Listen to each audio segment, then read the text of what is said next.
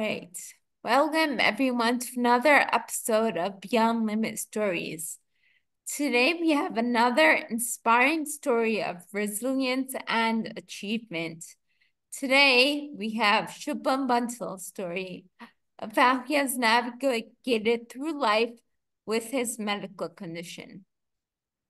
How he triumphed over the dependencies which now makes him independent.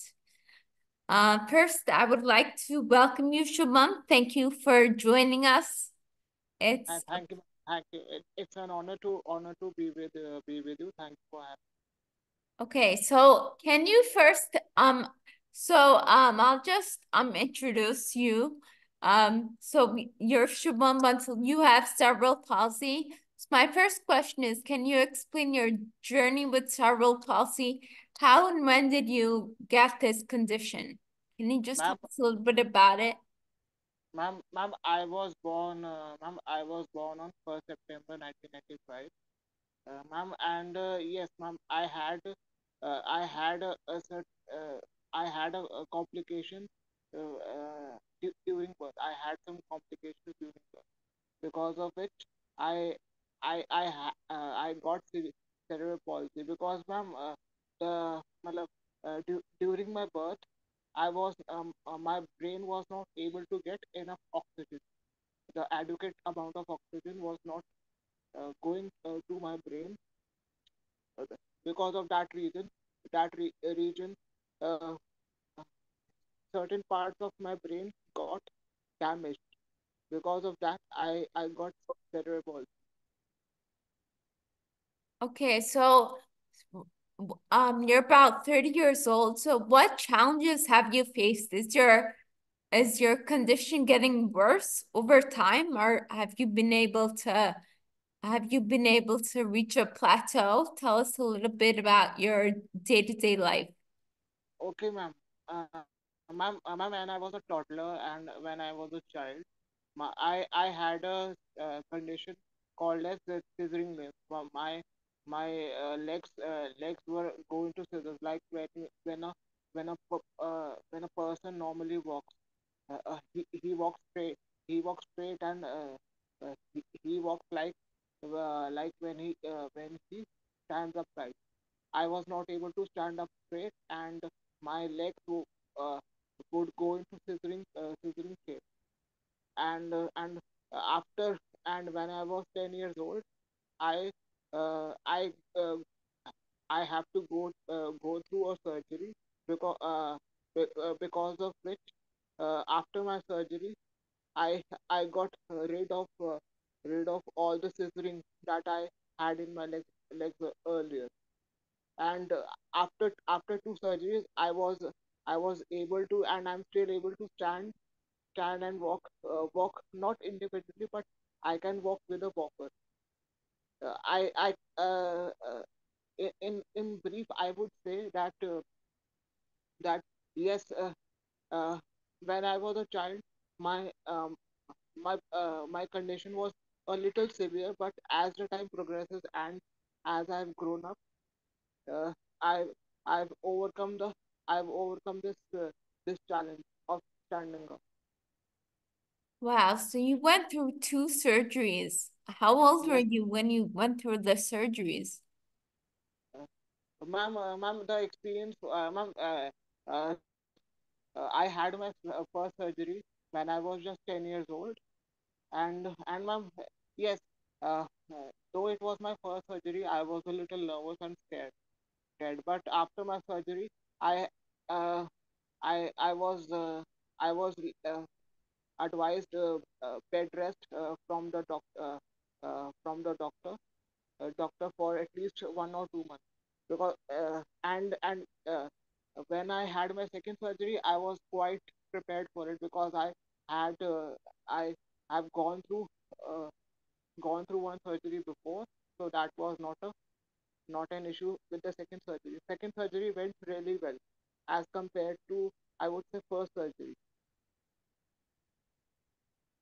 Tell us a little bit about your surgeries. What exactly did they do surgery on? Uh, Ma'am, ma'am, though it's been a long time, it's been over a decade right now. But I can still tell you that doctor was saying that they would do a surgery in such a manner that my legs will straighten up because I was not able to sit properly before my surgery. So was it a surgery on in your like did they do brain surgery or was it your spine or was it your legs? Did they cut? Ma'am, ma'am, it was all about my leg. It was not a brain surgery. It was a spastic. Ma'am, I have a condition called as spastic diplegic cerebral palsy because it was a surgery for diplegic cerebral palsy because to remove that scissoring condition that I had earlier in my leg. Mm-hmm.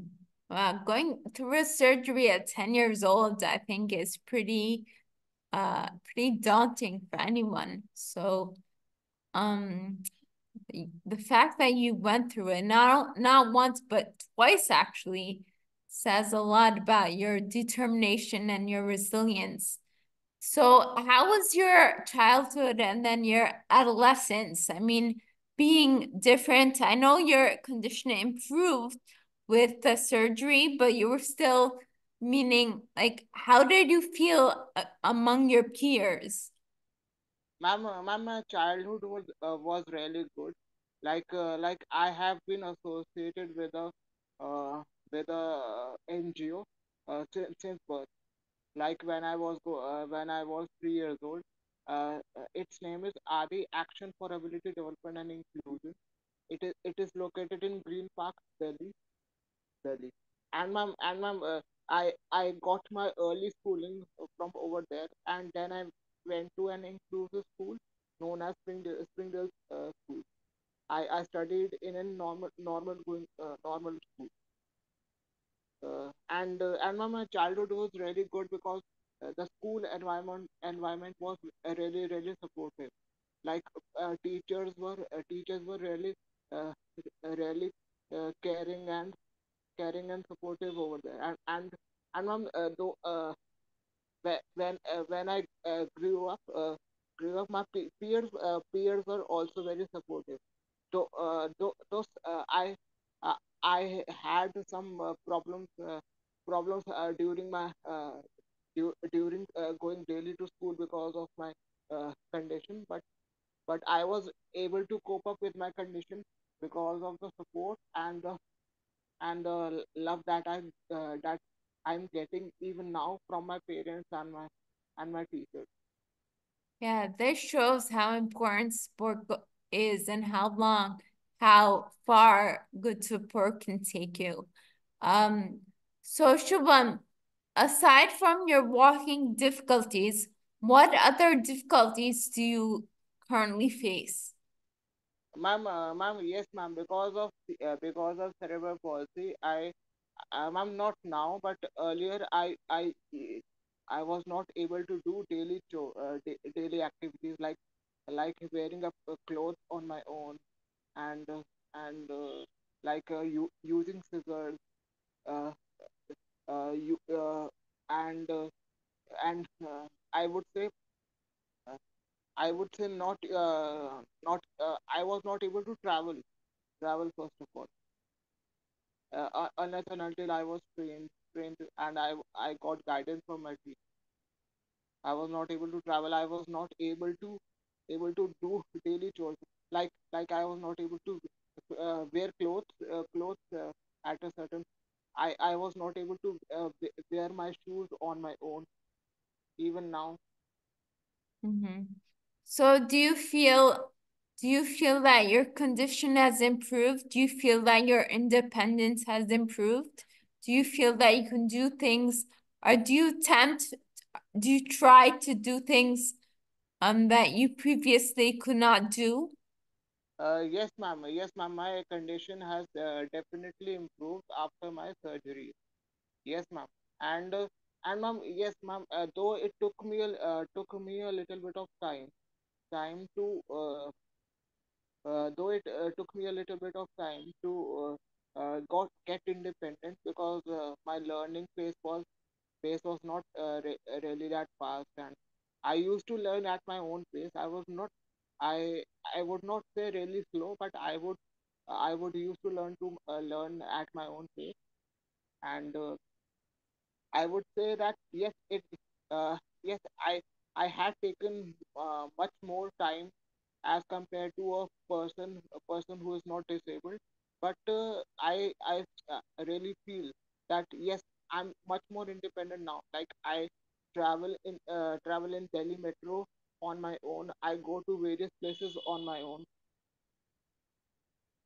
Shubham, what do you think made you more independent? What do you think made you pushed you to try to do things that you were once were not able to do, like trying to go on the metro alone? What do you think caused that difference? Ma'am, first of all, my teachers motivated me like in and the NGO that I'm connected with, and definitely I would say my parents, my family, has always motivated me to do things independently. They uh, they would never say they had never told me that that Shubham, you cannot do this, you cannot do that. My mother, my father, my sister, and everyone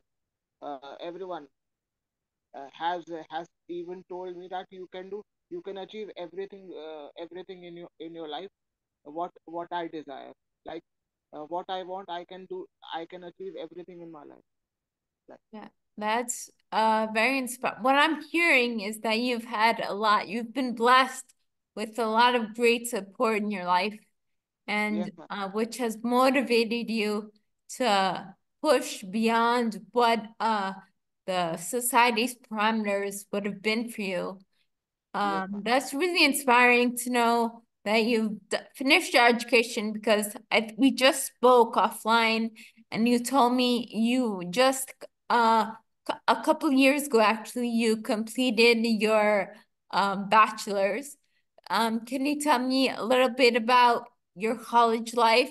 How was your socialization? Um, and now you're trying to look for a job. How's that going for you?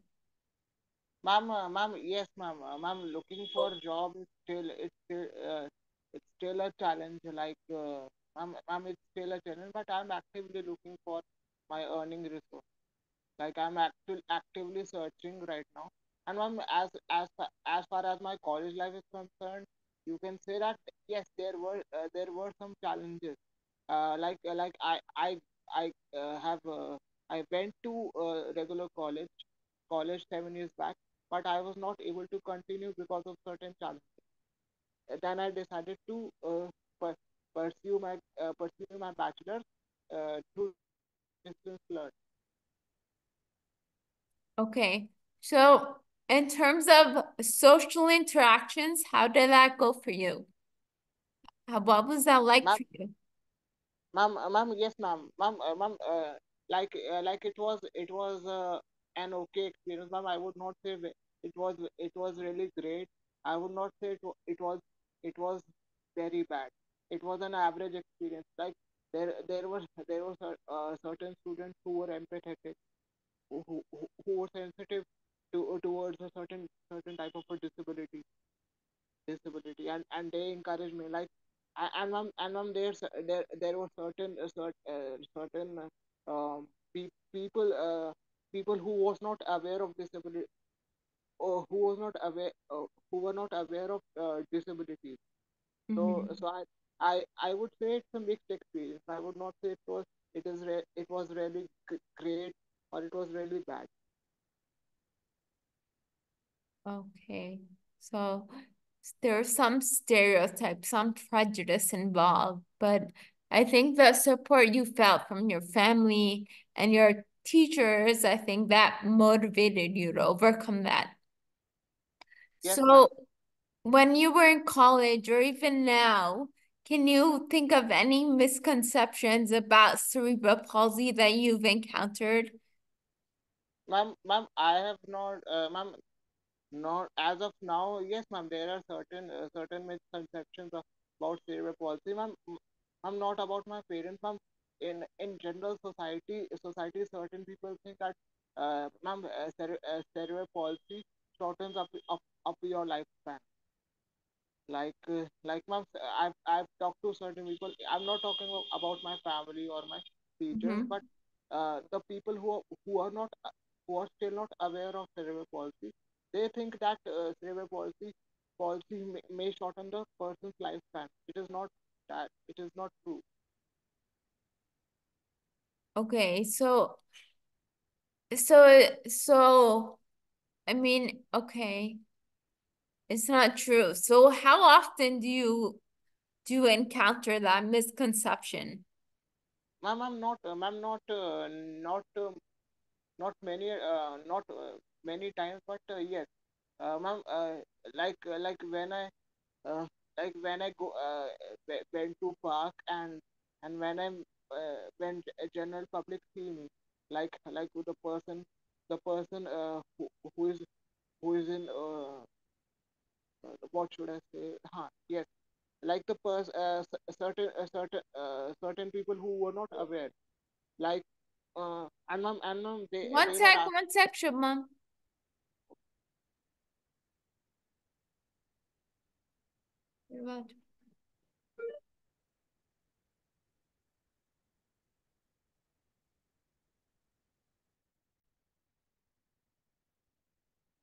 Okay. All right, let's start again.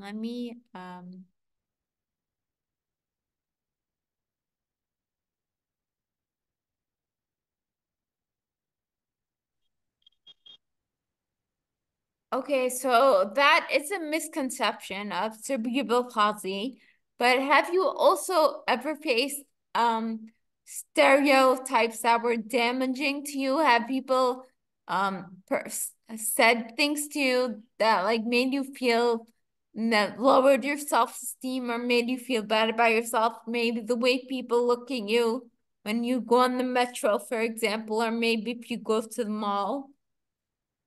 No, ma'am, no, ma'am. As of not, ma'am. When I was a child, I had encountered certain stereotypes. Like, for when people were not aware about cerebral palsy, they thought that I did some past karma that hit me in my previous life. I had I had done some bad deeds because of which I've gotten cerebral palsy. And when I travel through auto on the roads of Delhi, certain auto drivers would say that you must have done some bad deeds Mm-hmm. because of which you have been born disabled. Like, I used to question them that it is not my fault that I'm born with disability. There are many more people Mm-hmm. like and ma'am, yes, yes, it is not. I believe that it is not their fault. Like, if when you encounter a person with disability, certain questions do come to your mind, but but I think like there are no stereotypes.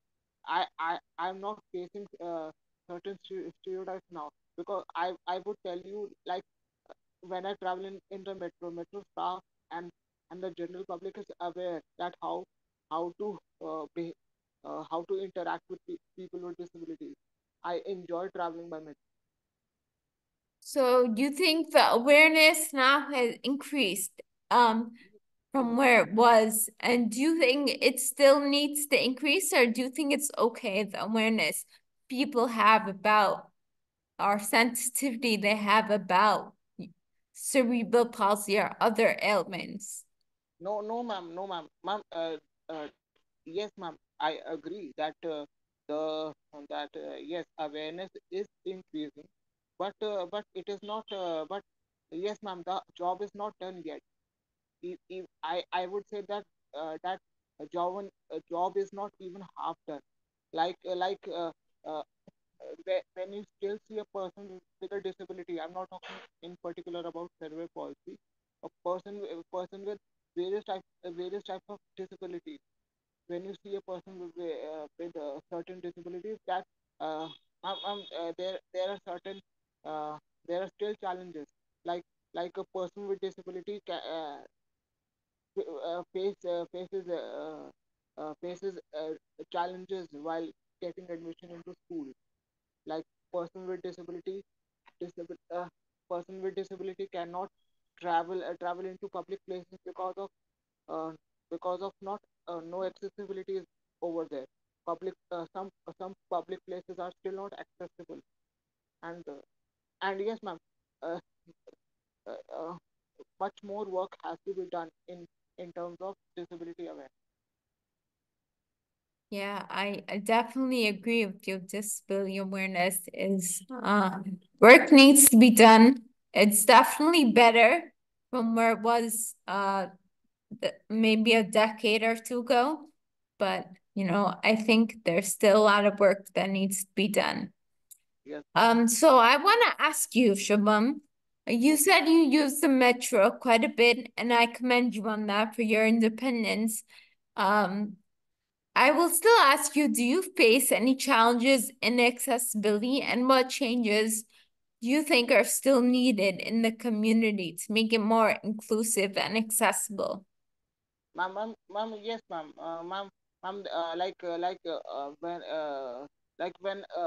when I choose to travel by cab. Ma'am, the taxi, the cab. Cabs are certain drivers are not sensitive because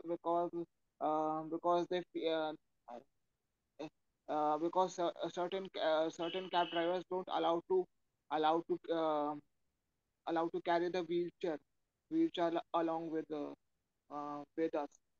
Like sometimes I use a walker, and there is a long walk, I use a wheelchair. Like I I had to I had to certainly ask for somebody that can I take my wheelchair with uh, so certain places deny, and certain people certain places don't have accessibility, because of which wheelchair cannot go over there. Mhm. So, so when you face these difficulties in accessibility, what's your reaction? Ma'am, I ask ma'am, yes, ma'am, I really feel I feel that I feel really disappointed, but ma'am, I ask them, why don't you have a certain why don't you have a ramps or lifts available? Like when I apply for uh, jobs, certain companies says that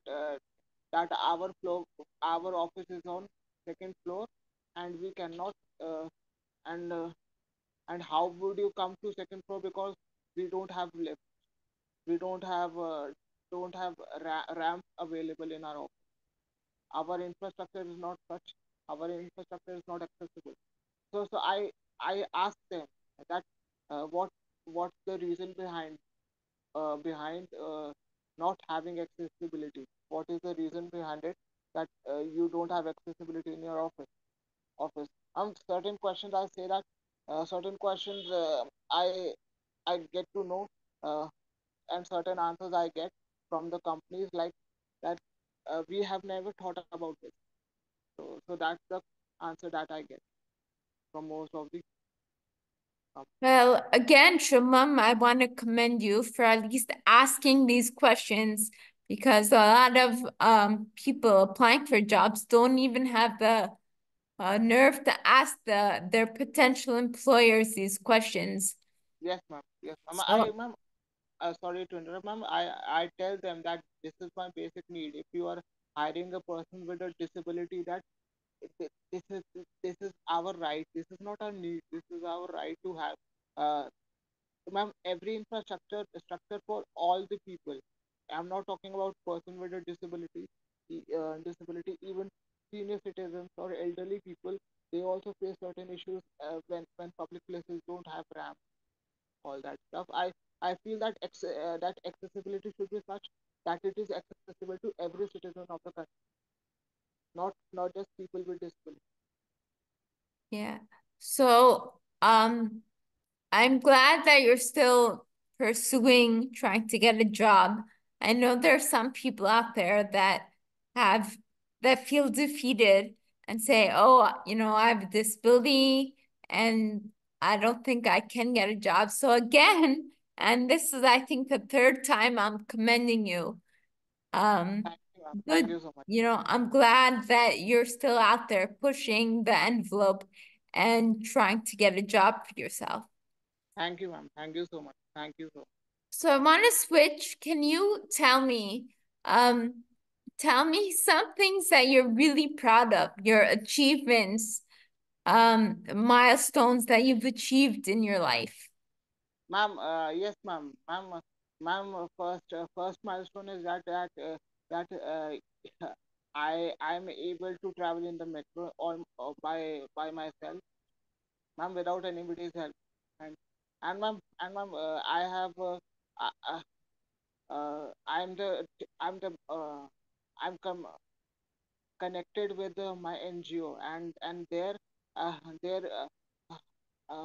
have I along with my NGO are both are working to raise awareness with about persons with disabilities, and I along with them, uh, we as a whole group, me and my NGO did a play on accessible roads, on accessible public transport, and and my article was uh, and my photograph was featured in the Times of India newspaper. Very nice. What is your NGO called?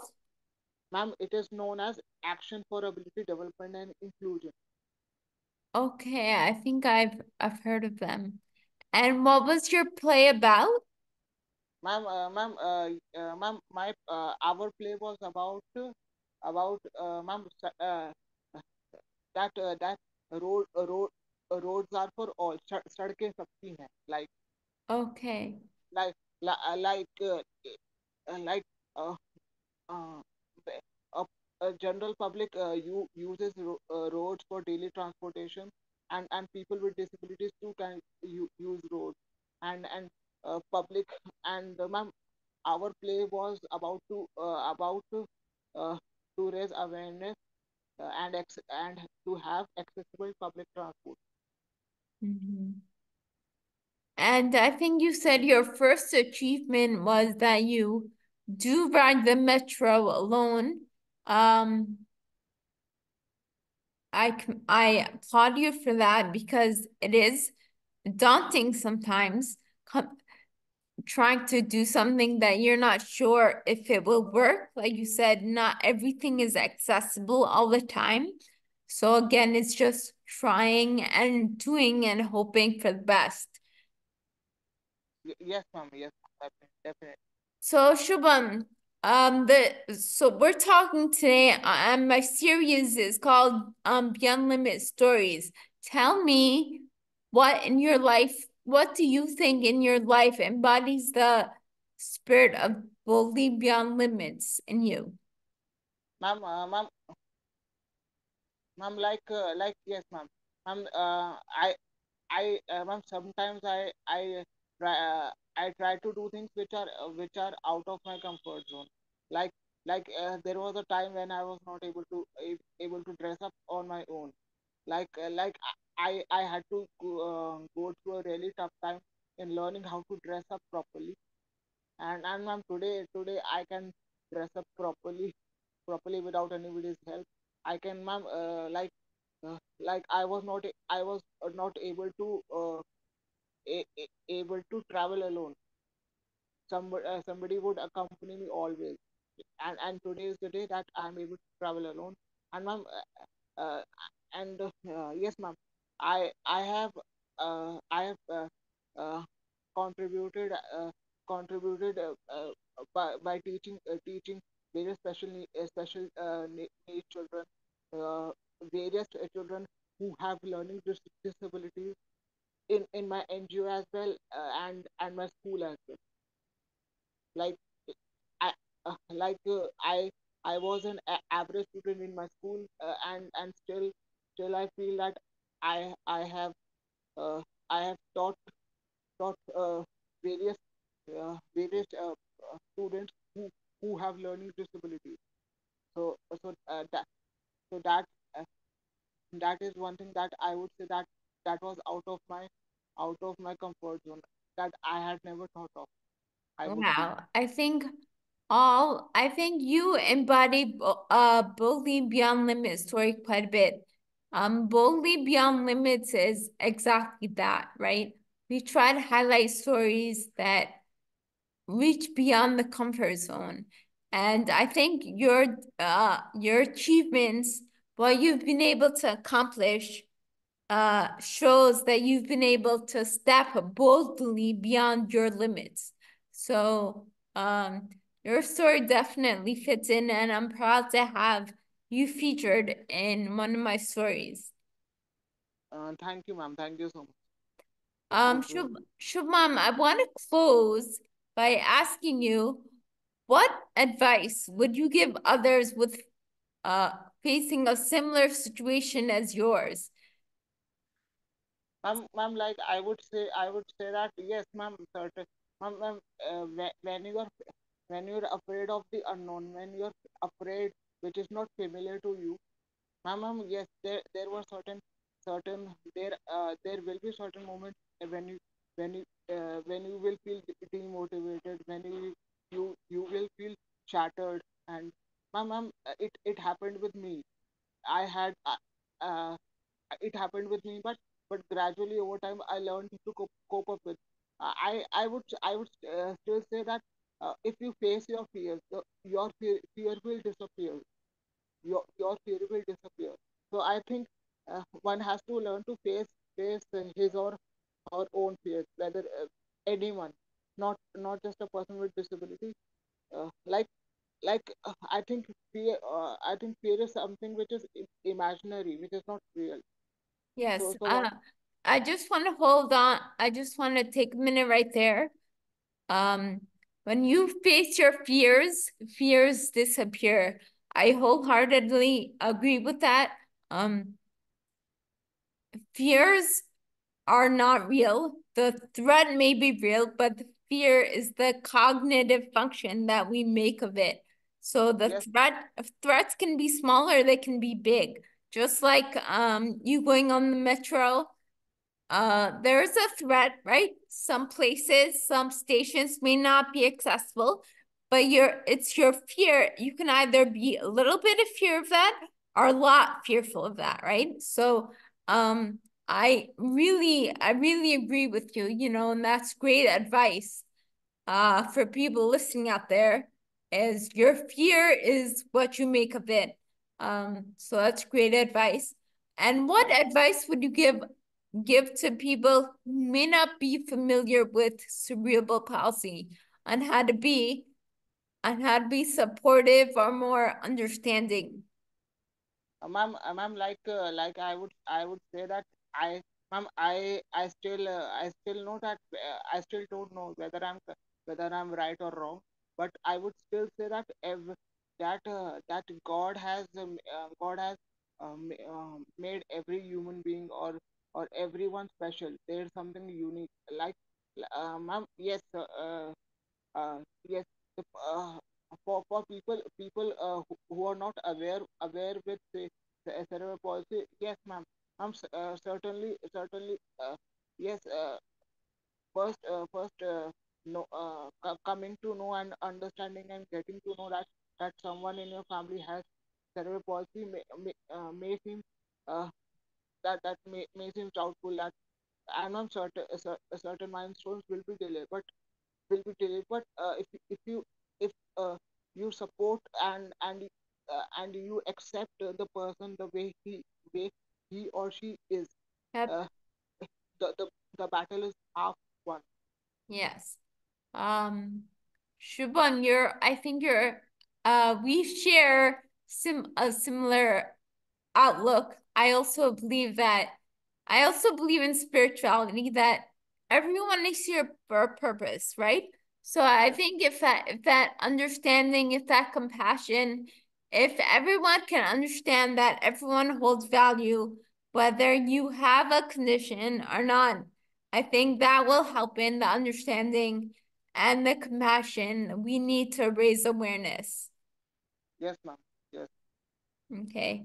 Well, Shubham, I want to end on that note. Thank you again for joining me. It was a pleasure listening to your story, finding the similarities and how you make yourself hopeful and listening to your story. I'm sure people are inspired and will try to come out of their own comfort zone. okay, ma'am. Ma'am, I would say that I would love to do many more stories with you. Like Oh, when I it was really uh, really really an honor to have a conversation with you. And ma'am, thank you for giving me this opportunity.